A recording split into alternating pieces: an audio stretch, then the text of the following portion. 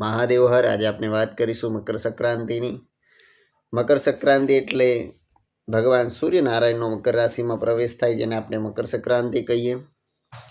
ઉત્તર દિશા તરફ સૂર્યનારાયણ ભગવાનનું પ્રયાણ થાય, જેને આપણે ઉત્તરાયણ પણ કહીએ છીએ. મકર સંક્રાંતિ દિવસે 14 તારીખે 8 કલાક ને 56 મિનિટથી લઈ સૂર્યાસ્ત સુધી સંક્રાંતિનો સમય છે.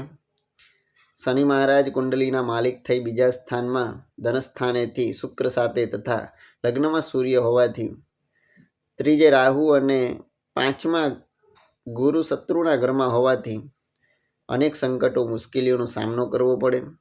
સત્તાધારી પક્ષને ઘણું સહન કરવું પડે. અનેક પરિવર્તનો આવે. કમોસમી વરસાદ થાય તેમજ કરા પડવાથી પાકને નુકસાન થાય. ખેડૂત વર્ગ મોટી મુશ્કેલીમાં મુકાય. ઋતુ પરિવર્તનના કારણે ઘણા વાયરલ રોગો ફાટી નીકળે અને બાળકો તેમજ વૃદ્ધોને વધુ પરેશાની ભોગવવી પડે. પડોશી દેશો તરફથી આતંકવાદી હુમલાઓ વધે. ભ્રષ્ટાચાર વધતો જણાય. અનાજ કઠોળના ભાવો આસમાને પહોંચે. વિરોધ પક્ષ તરફથી સત્તા પક્ષને હેરાનગતિમાં વધારો થાય. દેશ અને દુનિયામાં મહાવિનાશક વાવાઝોડા તેમજ ધરતીકંપથી અનેક જાનમાલની હાનિ થાય. આ વખતે વાહન છે વાઘનું છે. ઉપવાહન અશ્વ એટલે કે ઘોડાનું છે. મકર સંક્રાંતિના દિવસે શું દાન કરવું જોઈએ અને શું કાર્ય કરાય? તેલ, મર્દન, સ્વર્ણ, ભૂમિ, હાથી, ઘોડા આદિનું શક્તિ અનુસાર દાન સાત્વિક બ્રાહ્મણોને કરવું. અને સાત્વિક બ્રાહ્મણોને આ દાન કરવાથી તમામ પ્રકારના પાપોમાંથી મુક્ત થવાય છે. તેમજ તલનો હોમ કરવો અને તલ નાખીને જર પીવું.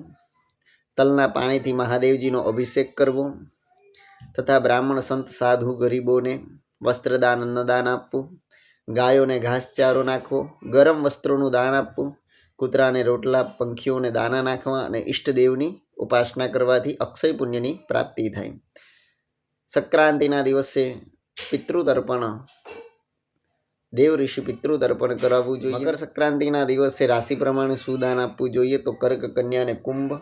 પીળા વસ્ત્ર, પીળો ગોર, પિતાંબર, પિત્તલના વાસણો, સોનાનું દાન કરવું.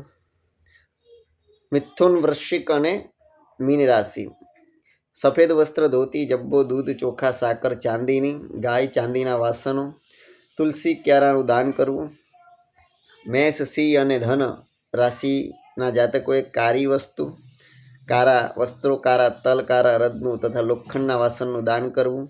તેમજ વૃષભ, તુલા, મકર ના જાતકોએ લાલ વસ્ત્ર, લાલ પિતાંબર, ગોર, સિંગ, તાંબાના વાસણનું દાન કરવું. રાશિ પ્રમાણે આ પ્રમાણે ઉપાય કરવાથી તમારા જીવનની અંદર નિશ્ચિત સુખમય અને સમૃદ્ધિ પ્રાપ્ત થાય. 2025માં શનિની પનોતી વિશે વિચાર કરીએ તો શનિની 7.5 વર્ષની પનોતી કુંભ રાશિમાં પગેથી પસાર થાય. રૂપાના પાયે આંતરિક તેમજ માનસિક રીતે પીડા, ચિંતાની તકલીફો આપે. આ છેલ્લો તબક્કો છે. 2027માં 7.5 પૂર્ણ થશે. મીન રાશિના જાતકોએ છાતીએથી પસાર થાય શનિની પનોતી સોનાના પાયે શારીરિક, આંતરિક, માનસિક તકલીફો રહે. 7.5નો બીજો તબક્કો છે. મેષ રાશિના જાતકોને માથા ઉપરથી પસાર થાય લોખંડના પાયે આંતરિક, આર્થિક અને શારીરિક તકલીફો. પ્રથમ તબક્કો 7.5નો 7.5 પ્રારંભ થશે. મેષ રાશિના જાતકોએ. સિંહ રાશિના જાતકોને નાની પનોતી 2.5 વર્ષની લોખંડના પાયે આર્થિક, શારીરિક, કષ્ટદાયી, અશુભ ફલદાયક બને. અને ધન રાશિના જાતકોએ નાની પનોતી લોખંડના પાયે આંતરિક, આર્થિક અને માનસિક શારીરિક તકલીફો, અશુભ ફલદાયક 2.5 વર્ષની પનોતી. શનિની પનોતી દરમિયાન હનુમાન ચાલીસાના પાઠ કરવા, દર્શન કરવા, હનુમાનજીની ઉપાસના કરવી, તેલનો અભિષેક કરવો, શનિવારનું વ્રત કરવું તેમજ યોગ્ય શક્તિ મુજબ દાન કરવું. ખાસ ભૂખ્યા અને બાળકોને ભોજનની સેવા કરવાથી તેમજ સુંદરકાંડના પાઠ કરવાથી પણ પનોતીમાં રાહત રહે છે. મહાદેવ હર.